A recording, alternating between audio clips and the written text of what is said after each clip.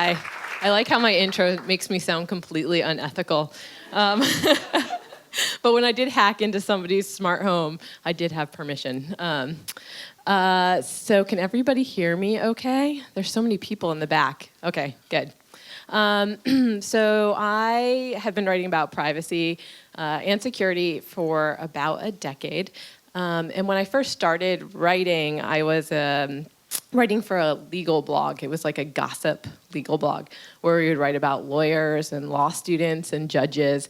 It was kind of like Gawker for the law. And when I would be writing about law students, I just started thinking a lot about what privacy is in the modern age. And when I would go to research people, I would find so much information about them that they had left on Facebook and on different photo streams. And so I just got really interested in privacy. And so that's when I first started. I started a blog called The Not So Private Parts, and aptly named, and would just write about all kinds of things. One of my favorite stories was the December, when was it? I think it was December 2010 when Facebook changed its privacy settings. And previous to that, I had gone through the privacy settings of every single Facebook executive to see how much they exposed themselves to the world. And then after the privacy setting change, before, Mark Zuckerberg had a really, really private profile where you couldn't see anything. And then afterwards, all of a sudden you could see everything. You could see all of his photos, all of his events, all of his friends. And so I did a post that was like, Facebook's privacy settings are so complicated that even the CEO doesn't understand them. But there's been a lot to write about in privacy. And today, when Stuart asked me to talk about ethics, privacy was the thing that immediately appealed to me to talk about, especially journalistic ethics and how we decide what we write about, what we expose, and what we don't. And so I wanted to start with talking about this. This was a post that Gawker published in 2012. The headline, if you can't read it in the back, is, "Even for a minute, watching Hulk Hogan have sex in a canopy bed is not safe for work, but watch it anyway." So I was wondering how many people saw this Gawker post at the time. Did anybody see this? And then how many people actually watched the video? I won't judge. Oh, you guys are such good people. But AJ Delario published this. It was about a minute of a 30-minute sex tape that Hulk Hogan, the professional wrestler, had made, where he was having sex with the wife of his best friend, Bubba the Love Sponge. And Bubba Love Sponge is a radio DJ, and I actually grew up in Florida, and these people all live in Tampa. And so as a kid, I would totally listen to Bubba the Love Sponge and playing his music. But so Gawker decided to publish this. Hulk Hogan has said now that he didn't know that this video was being made at the time. Apparently, Bubba the Love Sponge just liked to keep a camera in his bedroom to film things. And so this was made without Hulk Hogan's knowledge. And it'd been made years earlier. And Gawker got it in the mail anonymously and decided to publish it. Other people had written about the fact that the sex tape existed. Some people had published stills from the sex tape, but this was the first time that the public could actually watch it.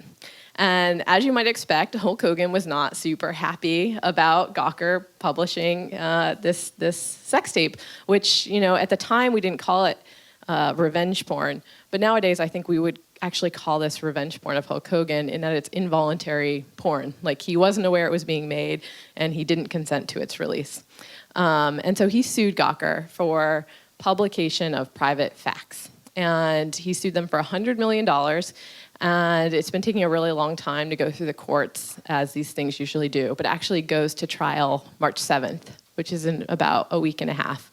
And Gawker says that if they lose, that they can't afford, $100 million, they're going to go out of business, and that Gawker will cease to exist. I don't know if that's exactly true, and we don't know how much Hulk Hogan would get, but it's this really interesting question. One, we're going to have the legal question of, should they have published this? And then there's the ethical question of, should they have published this? And so the legal question will get answered in a week and a half. The ethical question is, this will really determine where is the bar on on what we should publish. And I've really been arguing, like, I don't think that Gawker needed to publish this video. I don't think that the press should be restricted from writing about the fact that the sex tape existed, but I think you can write about the existence of something without actually showing it. And I feel that sex tapes are in this kind of zone of absolute privacy that I don't think we should expose it. And that's actually like a really controversial opinion to have as a journalist, because as journalists you want to be completely free to publish whatever you think is newsworthy, and that's what Gawker is going to be arguing, that they're covered by the First Amendment.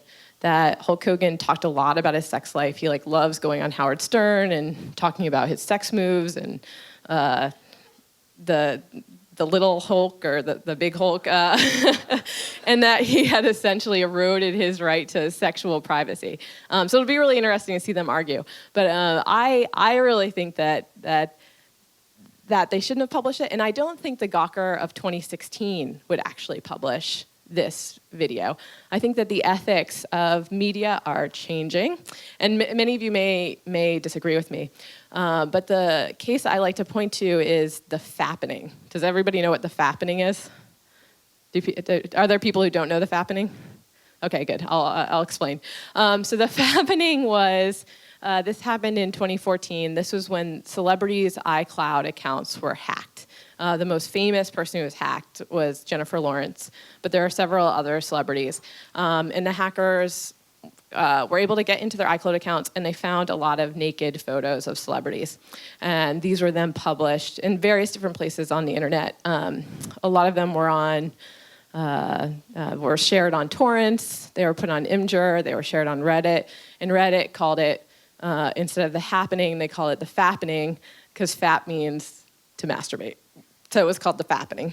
And so all these photos basically went viral, and you could definitely look at them on Reddit. You could look at them on Imgur. And then the media had a decision to make, like this was a newsworthy event. In the past, when Scarlett Johansson's account was hacked, people published the naked photos of her that were exposed. I remember Gawker, had on their front page a picture of Scarlett Johansson with like stars over her nipples, and then you could read more and then see the complete exposed photo. That happened in 2010. Perez Hilton published this on his blog, all these naked photos of Scarlett Johansson. But when the fappening happened 4 years later, people's or journalists' feelings about whether these people should be exposed or not had changed. And in the intervening period, we'd had this like big discussion about revenge porn and people's naked photos being published without their consent. And a lot of journalists came out against that. Like, it's very invasive to have photos that were intimate that you meant to share with one person exposed to the world. And so when Jennifer Lawrence's photos came out, and many other celebrities, the media decided not to post them. Perez Hilton put up a photo of Jennifer Lawrence initially, and then had such blowback that he immediately took it down and apologized. Gawker did not publish the photos, even though they had previously published photos of Scarlett Johansson and published Hulk Hogan's sex tape. And Deadspin, which is Gawker's sports blog, initially put up a photo of Kate Upton and her boyfriend, like a naked selfie, and then they took it down and replaced it with a drawing of the photo, which is like a nice little workaround. But I do think that the media kind of evolved in terms of what is appropriate to publish and what is not appropriate, which is good. And it's something that we're having to make decisions about all the time. Most of you probably don't have to deal with whether your naked photos are going to be published or whether your sex tape is going to be published. But you probably think a lot about, I imagine that most of the people in this room are on Twitter. And the media basically sees Twitter as a public platform. And we publish stories from there all the time. And sometimes it's really surprising to people because they think of Twitter as a kind of, like they know it's public, but they think of it as pseudo-private because they have their followers, they're having kind of limited conversations with small groups of people. And they're often surprised, even today, when other people take notice. So has anyone ever had a tweet like totally blow up and just go way bigger than they expected it to? And was it in a good way or in a bad way? Okay, good.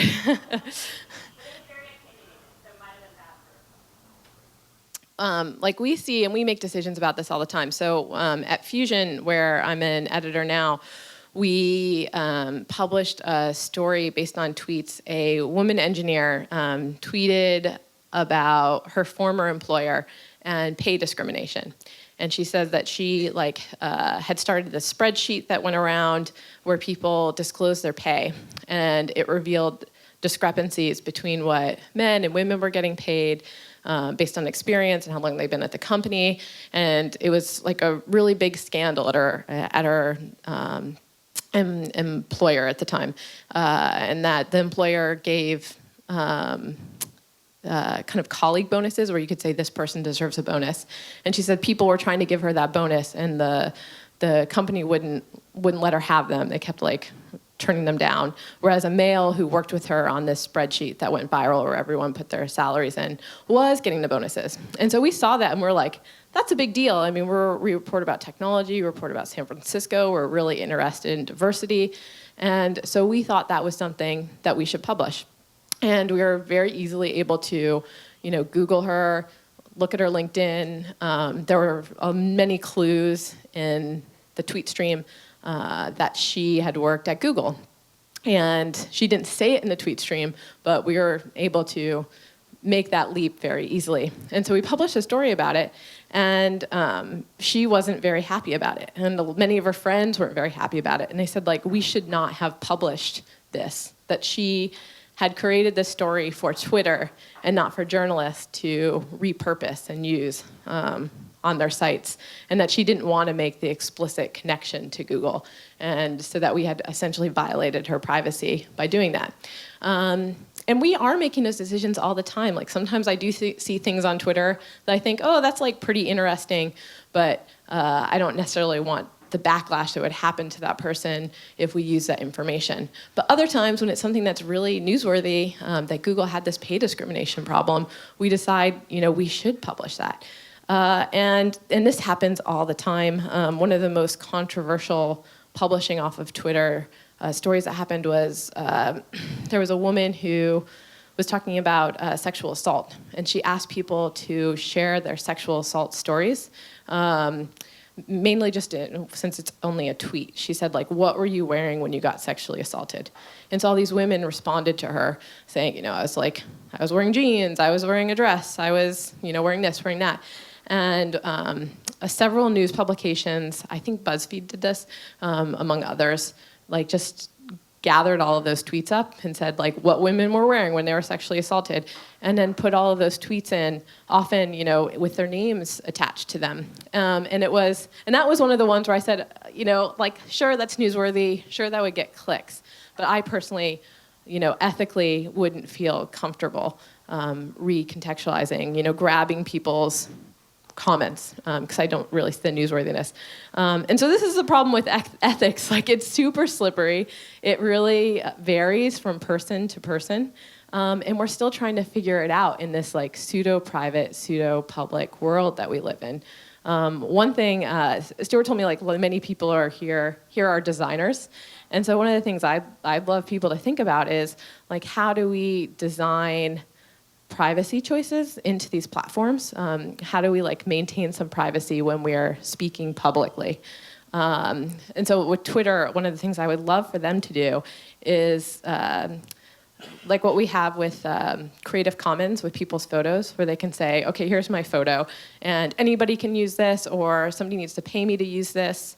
I'd love to see that with Twitter. I would love it if you could mark your tweets as, I'm totally comfortable with this getting picked up and used anywhere, or, I prefer this only to be on the platform. And the way that Twitter does that now is that you can embed people's tweets, so then if they delete them, it would disappear. But people get around that by screenshotting.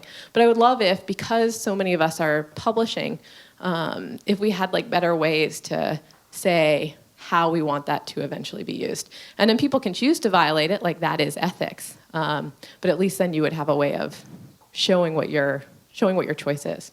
So anyways, that's mostly what I wanted to talk about. I'm happy to take questions, but I'm super interested in this ethics of privacy and ethics of publication and making choices about what we expose.